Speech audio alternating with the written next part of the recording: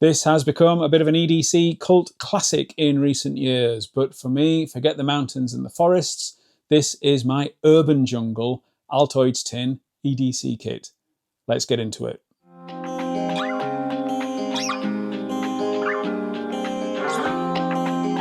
Hey everyone, I'm Jim Bob and welcome to Jim Bob's EDC, where I share everyday carry setups, gear reviews and pocket dumps.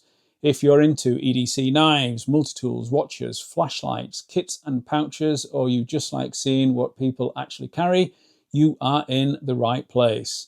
Because what you carry, carries you. There are loads of Altoids Tin videos out there, and from what I've seen, a lot focus on outdoor survival and bushcraft type setups. Fire lighting, fishing hooks, rescue mirrors, that kind of thing. All great if you're lost in the woods. Mine very much isn't. This one's built for everyday urban grind, a true urban EDC kit. The beauty of the Altoids Tin is that it's small, discreet and versatile. You can slip it into a jeans pocket, jacket, or even the corner of a laptop bag or sling. For me, it's about having a backup kit, a smaller, lighter set of problem solvers when I can't or don't want to carry my full Maxpedition loadout, which I have covered in a previous video. An Altoids Tin carry is perfect as a minimalist travel carry, or something that lives quietly in your bag, ready for when you actually need it.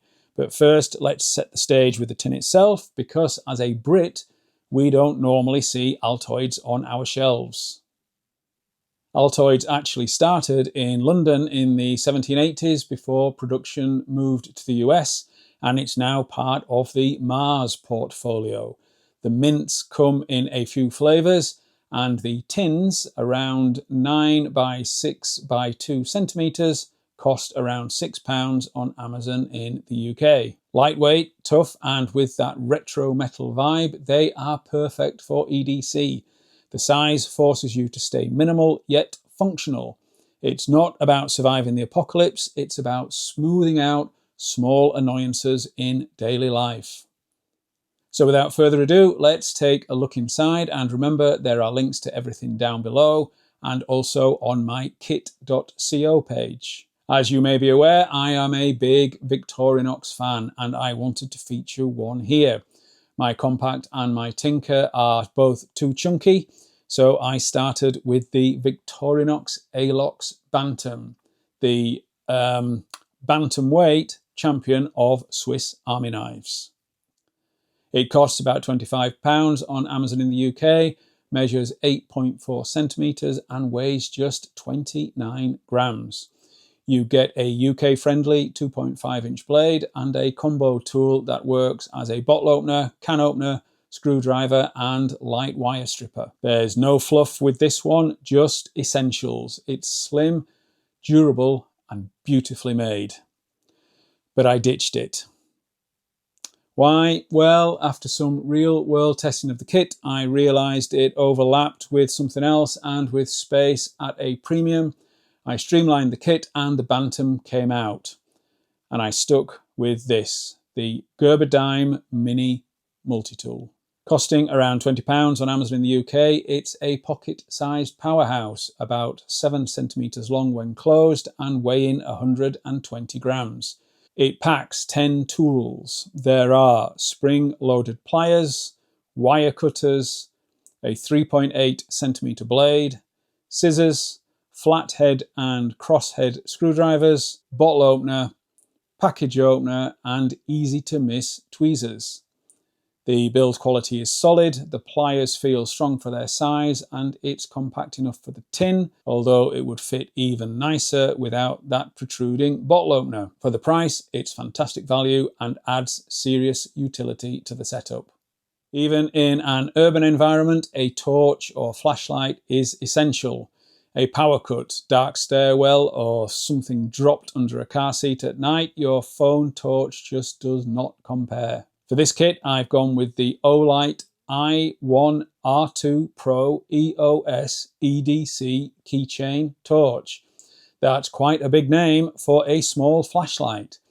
Around £22, it's not as cheap as other Olights, but it does pack a 48-metre beam from 180 lumens into a 5-centimetre body. Twisting the head gives a 5 lumen output up to 12 hours with a further twist for the full 180 lumens. It is powered by a 130 mAh built-in lithium-ion battery that is rechargeable in around an hour via USB-C.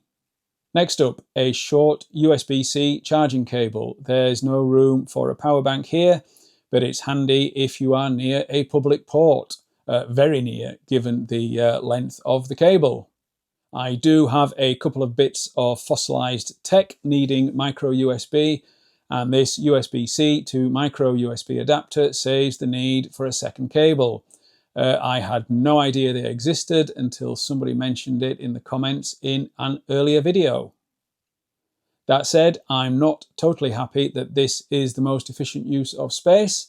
If you know a better ultra compact charging solution, please let me know down in the comments, as I am always tinkering and adapting all of my kits.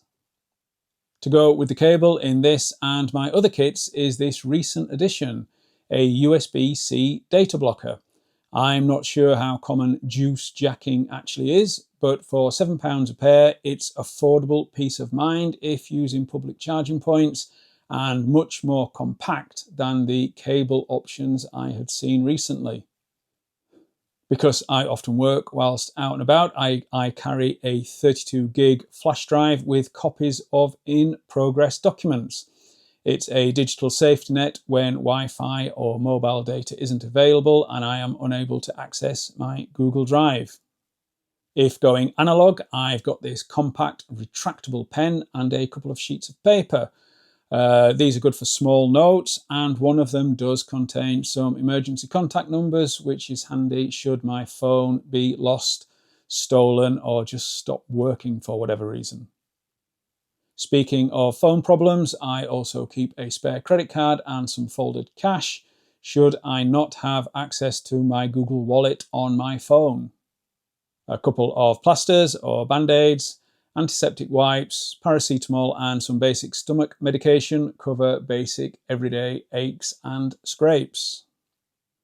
For minor fixes, there's a safety pin, a cable tie and a 1 metre length of microcord, as well as a short strip of self-amalgamating tape.